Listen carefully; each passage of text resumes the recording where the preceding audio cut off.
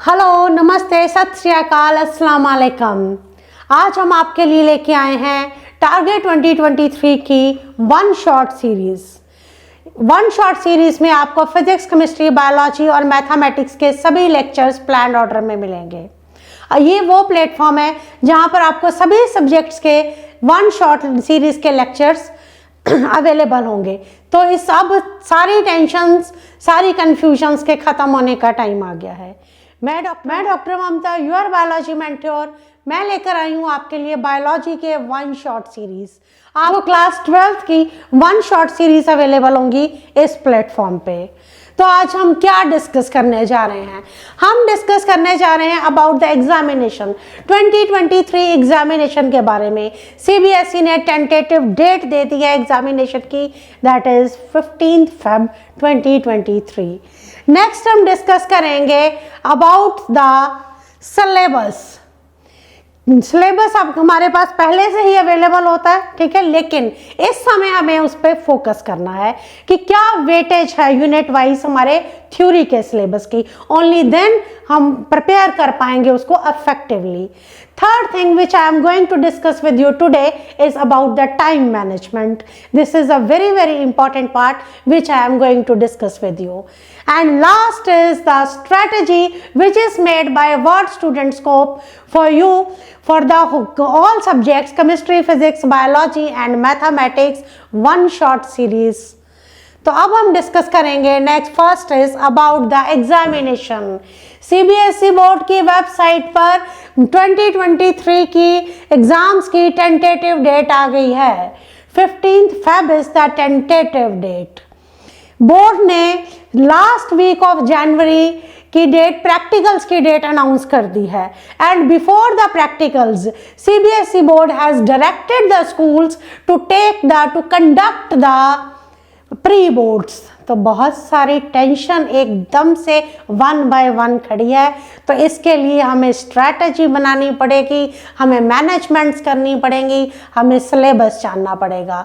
तो अब हमारे पास जो टाइम है दैट इज़ वेरी क्रूशियल।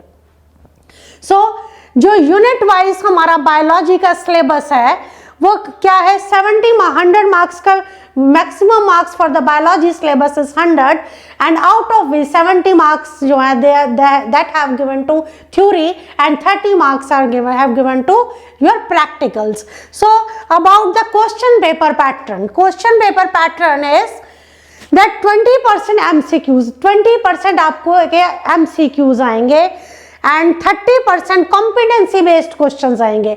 देखिए अब जो थ्योरी हमने पढ़नी है उसमें 20% MCQs आने हैं, 30% कॉम्पिटेंसी बेस्ड क्वेश्चंस आने हैं एंड 50% शॉर्ट आंसर्स और लॉन्ग आंसर क्वेश्चंस आने हैं, right. And now is the question pattern.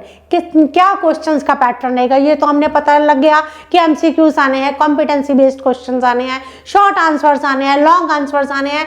पर क्वेश्चन का पैटर्न क्या रहेगा? Type of questions, 1 mark questions will be 16 questions will be of 1 mark, 5 questions will be of 2 marks, 7 questions will be of 3 marks, 2 questions will be of 4 marks and 3 questions will be of 5 marks. So the total questions will be 33 and the total marks will be 70. Fine, ये पता होना बहुत ज़रूरी है। अब आगे चलते हैं। About the syllabus, unit wise syllabus given by CBSE to us is the unit 6। हमें मालूम है कि +2 में 12th क्लास में जो 6th यूनिट है हमारा क्या है? Continuation of the 11th biology syllabus है। 12th is our 6th unit is our reproduction, marks are 16। 7th unit is our genetics and evolution, marks are 20। 8th unit is our biology and human welfare, marks are 12. 9th is biotechnology and its applications, marks are 10 and 10th unit is ecology and environment, marks are 10. So total weightage given to these 5 units is total is 70. तो आपका किस तरह से 70 marks का paper बनता है? Unit wise distribution क्या है?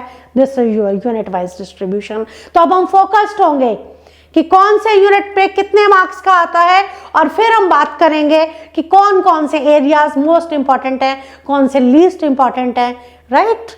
चलिए आगे देखते हैं। Now is the time management. Time management very very important area of interest of every student. बहुत इंपॉर्टेंट है टाइम मैनेजमेंट करना। टाइम मैनेजमेंट क्या है? मैं ये नहीं कहती बड़ा रिजिड टाइम टेबल बन जाता है, नो, प्रैक्टिकली वो पॉसिबल ही नहीं है। अब कहा जाता है हमें कि स्मार्ट वर्क करो। स्मार्ट वर्क क्या है? अगर आपने अपने 24 आवर्स को मैनेज कर लिया तो आपने स्मार्ट वर्क कर लिया। अगर आपने अपने 24 आवर्स को मैनेजमेंट कर ली तो स्मार्ट वर्क कर लिया। अब करना क्या है? देखिए, मैक्सिमम 2 मंथ्स है हमारे पास, प्री बोर्ड्स भी हैं, प्रैक्टिकल्स भी हैं, थ्योरी एग्जामिनेशंस आ गए हैं। टाइम कैसे मैनेज करना है? टाइम मैनेज होगा डूज एंड डोंट पे। बहुत क्या करना है और क्या नहीं करना है ये अब एक पेपर पे बनाया जाएगा। अब क्वेश्चन ये उठता है, मैम सारे ही काम करने लगते हैं, राइट, वो हैबिट बनी हुई है ना थ्रू आउट द ईयर। ये भी फोन चलाना भी बड़ा इंपॉर्टेंट है, फ्रेंड के साथ फोन पे बात करना भी बहुत इंपॉर्टेंट है, संडे घूमने जाना भी बहुत इंपॉर्टेंट है। पर अब आपने क्या करना है? अपने माइंड को एक अलार्म देना है कि ये काम इंपॉर्टेंट है लेकिन अभी नहीं, अभी सिर्फ पढ़ना है। वो काम भी इंपॉर्टेंट है लेकिन अभी नहीं करना है, अभी सिर्फ पढ़ना है। तो ये जो 2 महीने, 2 मंथ्स, 2.5 मंथ्स एक ही बात माइंड को देते जाओ, मुझे अभी सिर्फ और सिर्फ पढ़ना है, ओनली देन हम भी सक्सेसफुल होंगे, जो आपके लिए 1 शॉट सीरीज लेके आए हैं, और आप भी इनको फॉलो करके एक अपने टारगेट्स को अचीव कर पाएंगे, right. So next is the strategy.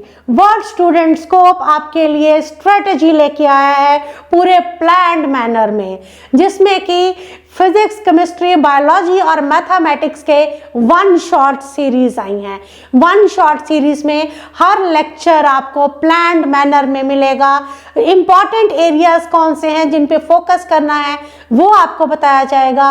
क्या स्ट्रैटेजी है क्वेश्चंस को अटेम्प्ट करने की, वो आपको इसमें बताया जाएगा।